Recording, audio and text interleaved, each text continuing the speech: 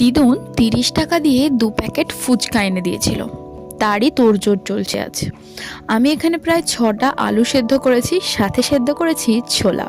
ছোলা ছাড়া ঠিক জমে না। দিয়ে দেবো সেদ্ধ করে রাখা লঙ্কা, লবণ দিয়ে একটু চটকে নিলাম।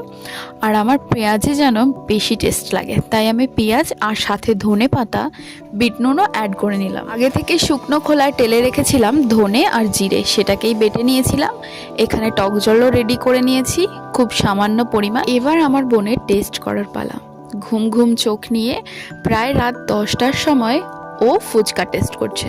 ফুচকা বলে কথা, না তো করাই যাবে না। ঘাড়টা নেড়ে বলল, ঠিকই আছে সব। আমি আর সেভাবে রিভিউ দিতে জোর করিনি, কারণ ওর খুব ঘুম পাচ্ছিল। তাই ও বেশ কয়েকটা ফুচকা খেয়েই ঘুমিয়ে গিয়েছিল। আর ফুচকাটা দেখতে আর খেতে কিন্তু দুর্দান্ত হয়েছিল। ভিডিওটা কেমন লাগলো অবশ্যই জানিও।